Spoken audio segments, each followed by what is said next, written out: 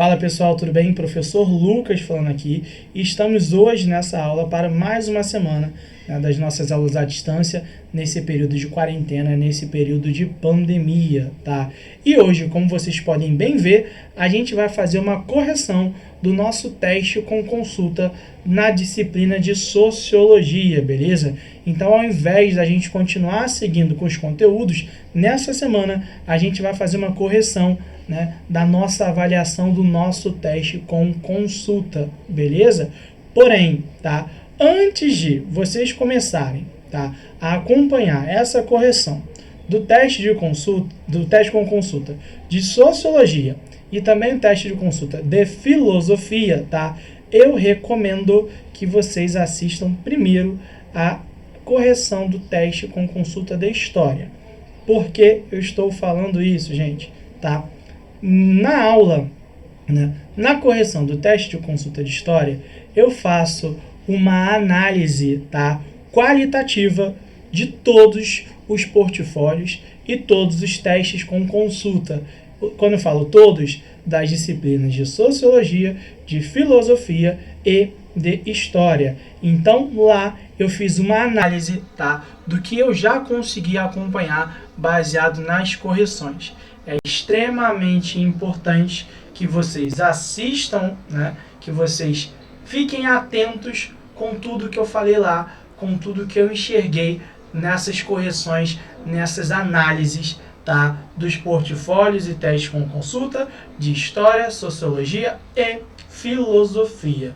Beleza, gente? Então, antes de vocês assistirem a aula dessa semana, né, de Filosofia e de Sociologia, eu recomendo que vocês assistam a aula de História primeiro, tá? Que é extremamente importante para a gente fazer uma autorreflexão, né, em relação a esses portfólios, para a gente fazer uma autorreflexão em relação aos testes de consulta também.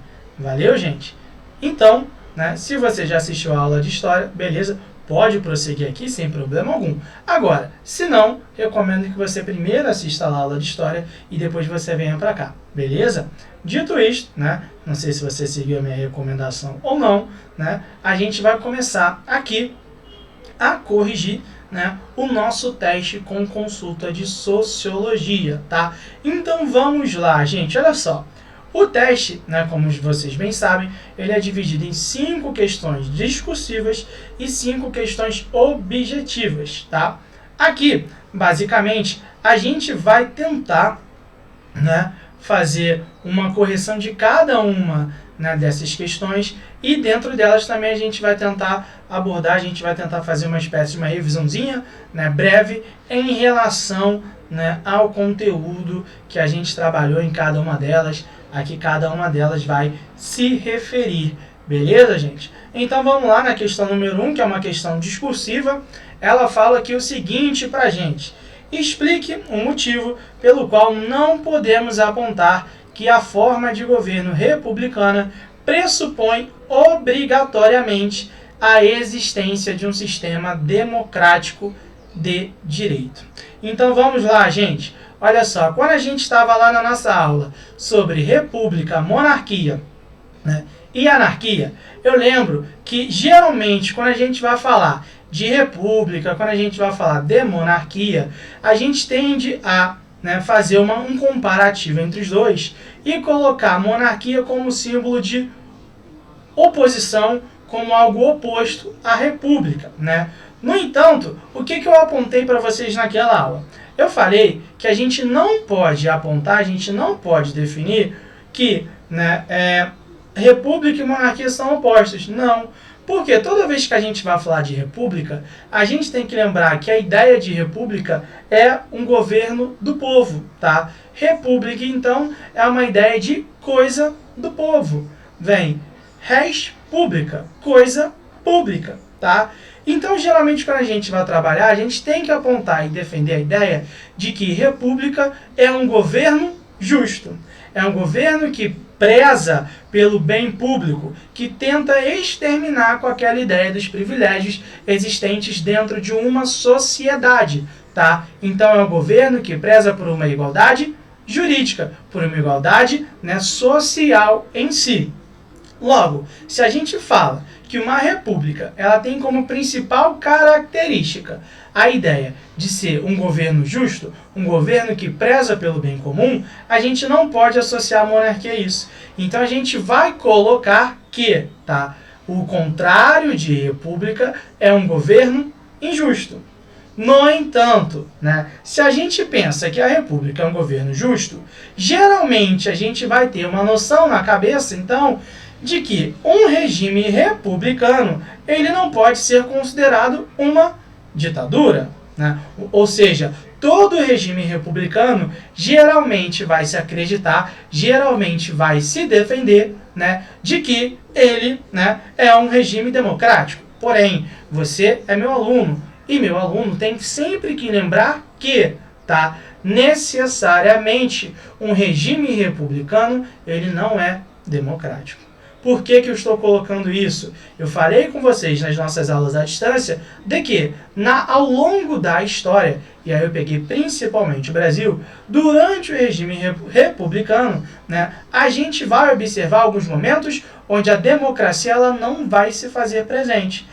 Então eu peguei um exemplo para vocês que vai ser lá entre 37 e 45, que tem a ditadura do Estado Novo, e eu peguei com vocês também entre os anos de 1964, quando acontece o golpe civil-militar, até o ano de 1985, que vai ser o período da ditadura militar no Brasil.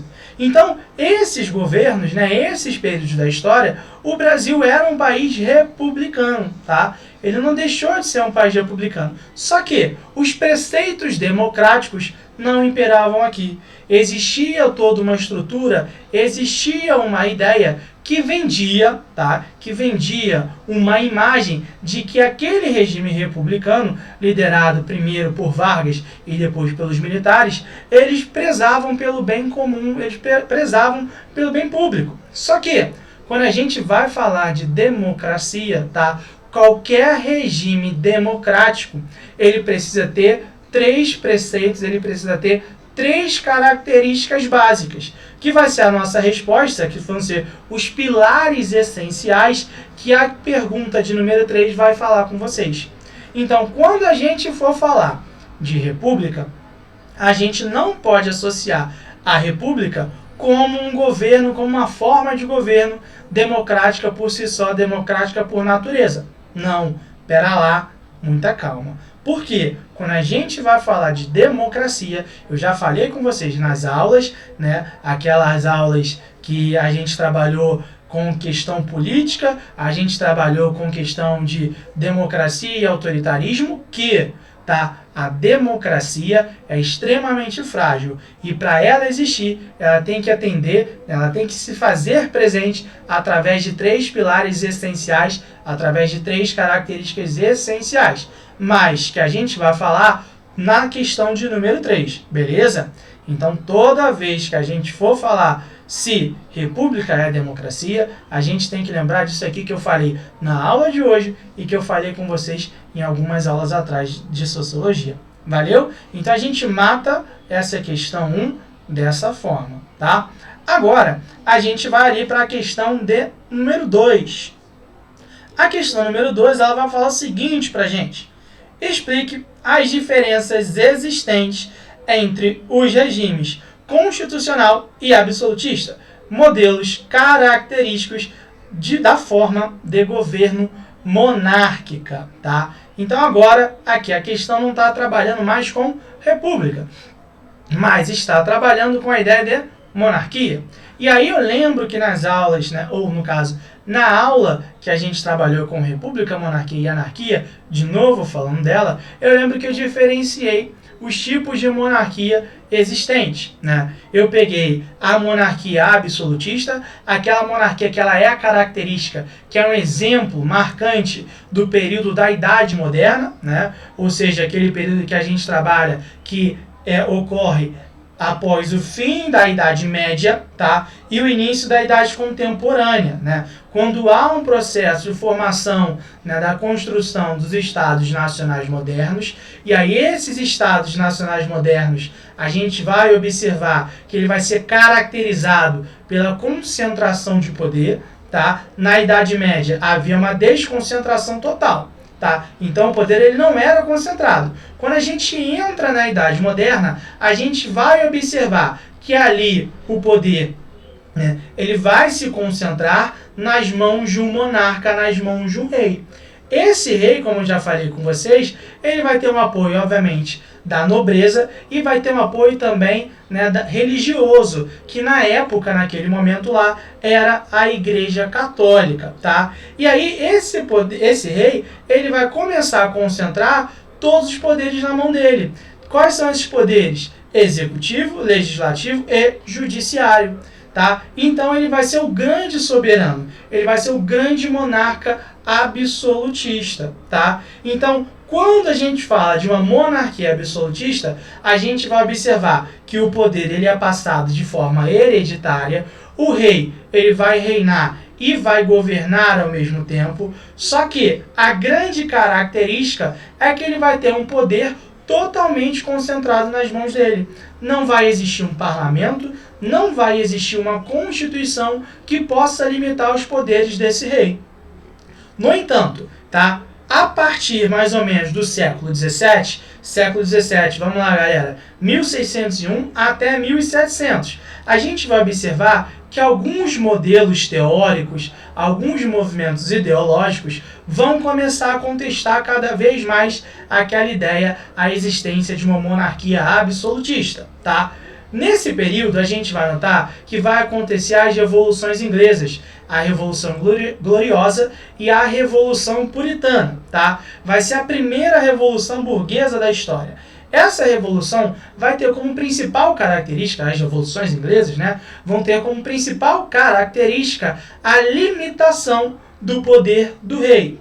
Então, o que a gente vai observar? Que na Inglaterra, a partir do século XVII, o rei ele vai ter os seus poderes limitados por uma constituição e pelo parlamento. Então, a gente vai notar que a partir daquele momento ali, a monarquia absolutista ela vai começar a perder força e no lugar dela vai começar a ganhar força a ideia de uma monarquia constitucional. Tá? Essa monarquia constitucional, como grande característica, vai ter a ideia de que o rei reina, mas ele não governa. Tá? O rei ele vai se transformar muito mais numa figura simbólica, porque quem vai coordenar, quem vai comandar a política efetivamente é o parlamento. E quando não existe a figura de um parlamento que comanda efetivamente, esse rei ele vai ter o seu poder limitado pela Constituição, ou seja, por um conjunto de leis que vai determinar as ações possíveis por parte do rei.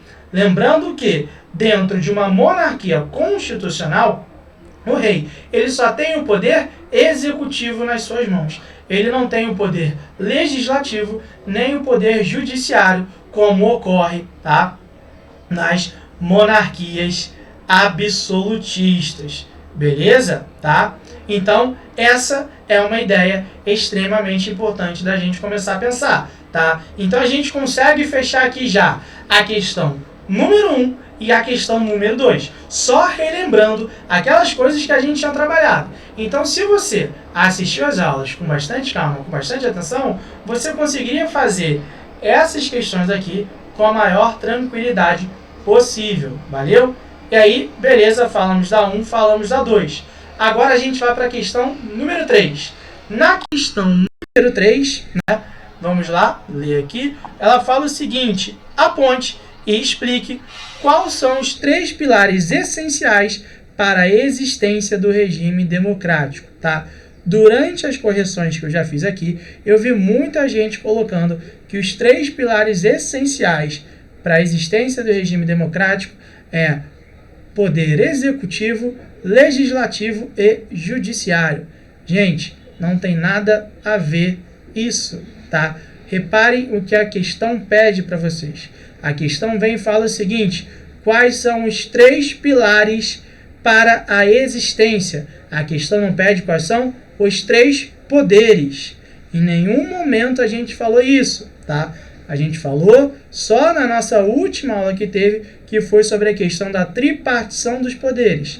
Quando a gente vai falar dos 3 pilares para a existência do regime democrático, a gente fala a ideia do conflito, da abertura e da rotatividade, tá? Então, na nossa aula sobre democracia e autoritarismo, a gente colocou que os 3 pilares são, tá? Conflito, abertura e a rotatividade.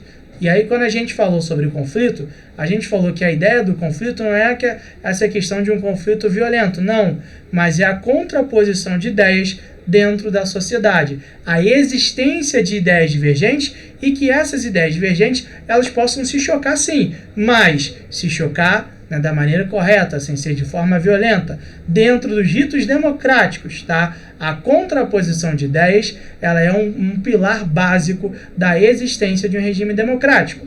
Logo, se existe uma ideia de conflito, a gente falou que para ter esse conflito e ideias divergentes, é necessário que se tenha a abertura. Então, quando a gente fala em abertura, a gente está trabalhando com a ideia de uma liberdade de expressão, com uma liberdade de opinião, de crenças, de ideias e por aí vai. Então, só a partir do momento que eu tenho liberdade para professar a minha crença, para ter a minha própria opinião, para ter a minha própria base de pensamento, eu consigo expor isso e aí isso vai gerar um conflito de ideias que é extremamente essencial. Quando, tá, a gente nota que há uma censura, que não há abertura, esse conflito de ideias possivelmente, né, e provavelmente ele não vai existir. Então, se ele não existe, a gente pode apontar que o regime democrático como um todo, ele também dificilmente vai existir dentro desse grande aspecto aí, tá? Agora, o terceiro ponto é a ideia da rotatividade. E aí, quando a gente fala da ideia da rotatividade, a gente fala que em um determinado país, tá, pode ter eleições e em 4 eleições seguidas o mesmo partido ganhou. Isso pode acontecer, tá? Geralmente não acontece em regime democrático porque há um desgaste, né, quase que natural ao longo dos mandatos em si, tá? Porém, se o regime democrático, o mesmo partido ganha 4 eleições seguidas, né, tem que se analisar também para ver se foi feito de forma baseada nos ritos democráticos efetivamente. Porém, quando a gente vai falar em democracia, a gente tem que pensar numa ideia de rotatividade. E aí, quando a gente fala de rotatividade, a gente fala muito mais na ideia de um mesmo governante. Ou seja, o mesmo governante, geralmente, né, para a gente apontar que aquele local ali é um local democrático, ele não vai ficar governando o mesmo país, a mesma região, por 30 anos seguidos. Não, porque dificilmente ele vai conseguir se manter por 30 anos seguidos, né, se ele se mantiver através de eleições, tá? Então, tem que haver uma rotatividade quando a gente fala na questão de quem está nos centros de decisão, quem está no cargo mais alto, quem está no topo da hierarquia política de um país, de uma região, tá? Então, os 3 pilares básicos, as 3 características básicas, tá, para a existência de um regime democrático é o conflito, a abertura e a rotatividade. Quem colocou essas 3 coisas e explicou cada uma delas, conseguiu a resposta, conseguiu o ponto integral nessa questão aí. Valeu? Então, matamos mais uma questão, a questão de número 3. Agora a gente vai para a questão de número 4, que ela fala o seguinte para a gente. Ela vem e fala, explique abaixo a frase seguinte. A globalização é global, mas não é globalizante, tá? Então a gente teve 2 aulas, tivemos 2 ou 3 aulas, não lembro agora, acho que tivemos 2 aulas sobre o processo de globalização e as suas questões. E aí nessas aulas sobre globalização, eu lembro que a gente comentou sobre o processo de globalização efetivamente, o como ele é, né, teorizado, né, como se aborda, como se fala que é a globalização, quais são as vantagens do processo de globalização, né? Qual é a relação entre o neoliberalismo e a globalização, qual é a relação entre a pandemia que a gente está vivendo do Covid-19 e esse processo de globalização efetivamente, né? Tanto que a questão número 5, ela pergunta disso pra gente, né? Ou seja, era uma aula, era uma questão que a resposta estava nas nossas aulas, tá? E aí, quando a gente vai falar que a globalização é global, mas não é globalizante, a gente tem que pensar naquilo que eu falei nas nossas aulas sobre as consequências negativas do processo de globalização. Por quê? Quais são as consequências negativas? Quando a gente vai falar de globalização, a gente tem que lembrar que ela é global, porque ela ocorre, ela acontece no mundo como um todo, tá? Então todo mundo sabe, vamos dizer assim, né? Todo mundo com muitas aspas, que a gente está vivendo na era da globalização. No entanto, essa globalização, ela não consegue, né, atingir o mundo todo, toda a sociedade global, da mesma forma, da mesma maneira, tá? Então, existem partes da sociedade global que elas são mais beneficiadas, que elas são mais privilegiadas por esse processo de globalização, e existem certos grupos, certas regiões do globo terrestre que elas cada vez mais, né, por conta justamente desse processo de globalização, elas conseguem observar as desigualdades se intensificando em relação ao restante da sociedade. Então, o que eu coloquei para vocês nas nossas aulas é que a globalização ela vai atingir o mundo como um todo, mas ela não vai atingir da mesma forma.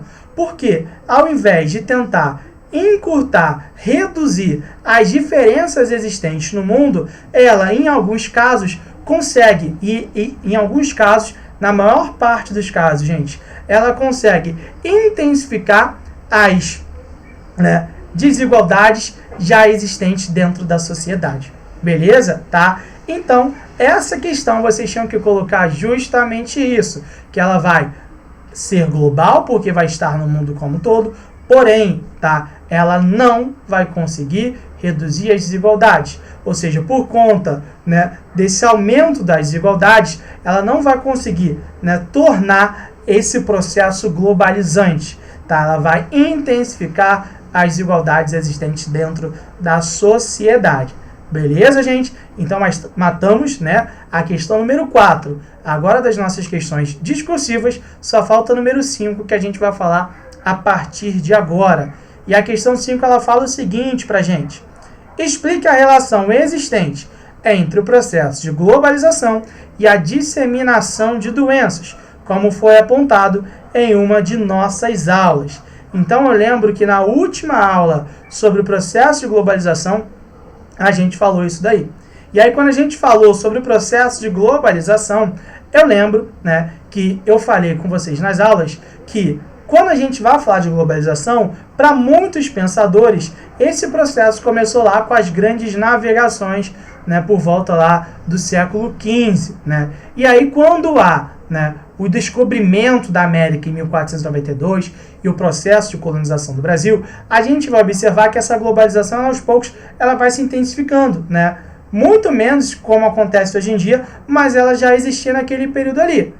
Né? Inicialmente, a gente sabe que um dos motivos da dizimação de indígenas na América como um todo, na América Latina como um todo, são doenças que até aquele momento ali, né, os índios nunca tinham tido contato. Logo, se eles nunca tinham tido contato com essas doenças, eles não tinham anticorpos, né, eles não tinham seus corpos preparados, né, biologicamente para resistirem a essas doenças. Então, houve, né, uma dizimação dos indígenas, né, dos nativos americanos, muito por conta dessas doenças. Logo, o que a gente vai entender? Que com o processo de globalização, há uma facilitação para a disseminação de doenças. Na época das grandes navegações, era a questão da gripe. Porém, tá, hoje em dia a gente está vivendo nessa pandemia por conta da Covid-19. Logo, o que a gente pode entender? Que o processo de globalização, da forma na qual ele está hoje, ele vai facilitar a disseminação, ele vai facilitar que doenças possam se disseminar com a maior facilidade, tá, para outras regiões do globo terrestre. É o exemplo que eu dei durante as aulas para vocês. A doença que a gente está vivendo hoje, ela é do interior da China, da cidade de Wuhan, na província de Hubei, perdão. Tá? E aí, repara, do interior da China ela conseguiu se espalhar para o mundo como um todo. Porque hoje, né, com a facilidade de você viajar, com a facilidade de você fazer compras de diversos países, isso possibilita uma rápida disseminação e um maior contágio de doenças pelo mundo como um todo. Então, a relação entre o processo de globalização e a disseminação de doenças, vocês tinham que pensar justamente essa ideia aqui. Beleza, galera? Então, olha só, mais uma questão que a gente conseguiu matar aqui rapidinho. E isso tudo a gente só precisava olhar, né, lá nas nossas aulas. né? Esse teste com consulta, ele estava super tranquilo, né? Era só assistir essas aulas que não tinha erro algum, né? Acabamos com as nossas questões discursivas, agora a gente vai ali para nossas questões objetivas, tá? E a gente vai começar a falar aqui da questão número 6, que é um quadrinho, né, tirinha acima, né, da Mafalda, e a tirinha fala o seguinte: tenho que fazer minha lição de casa, tenho que fazer uma entrega e eu tenho que ver meu programa de TV. Aí no segundo quadrinho vai lá e fala o seguinte: então acho que só dá tempo, né, de brincar de guerra nuclear, não é? Aí os outros dois vão lá e falam, é. E aí no terceiro quadrinho vem, bum! E aí a Mafalda sai. Esta vida moderna exige brincadeiras cada vez mais curtas. A pergunta vai lá e fala o seguinte: a tirinha acima, escrita e desenhada pelo cartunista argentino Quino, que teve o ápice de suas produções entre 1964 e 1973, nos apresenta Mafalda, uma menina defensora da humanidade e da paz mundial, famosa por seu inconformismo em relação aos valores do tempo presente. Considerando a época em que foi elaborado, o conteúdo da tirinha nos remete a um período histórico de...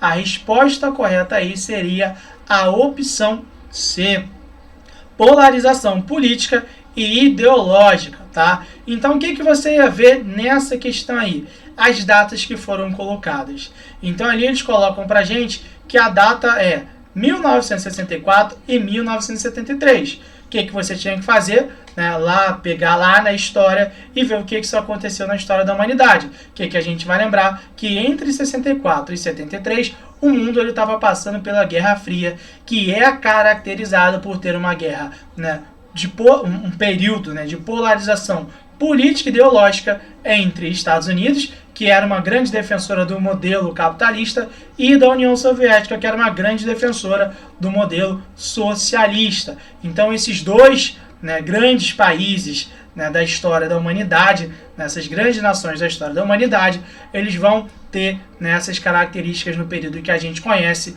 como a Guerra Fria, tá? Então essa questãozinha aí, super tranquila também, gente, não tinha erro algum, tá?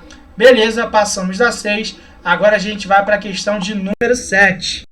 E aí, número 7, ela vai falar o seguinte: leia o texto a seguir.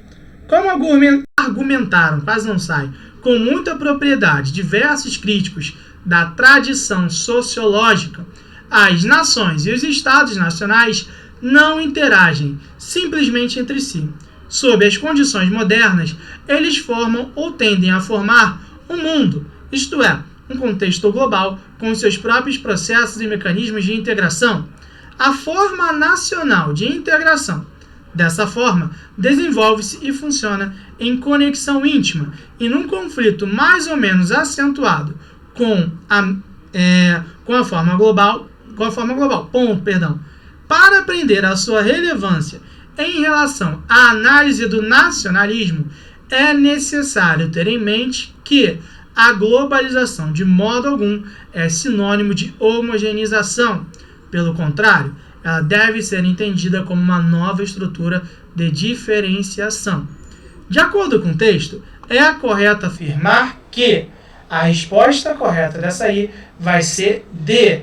Em virtude da presença dos estados nacionais, a tendência de homogeneização própria à globalização deve ser relativizada, pois, muitas vezes, ao invés de uma homogeneização, ela acaba por promover novas formas de diferenciação, tá? Então é mais ou menos aquilo, né, que a questão discursiva, né, de a globalização ser global, mas não globalizante fala, tá? Então, ao invés de homogeneizar, como geralmente a gente costuma acreditar, a globalização também pode ser responsável por aumentar o processo de diferenciação entre as nações do globo terrestre. Beleza? Então, mais uma questão aqui que a gente consegue, né, acabar com ela, e vamos prosseguindo, né, para o fim do nosso teste com consulta.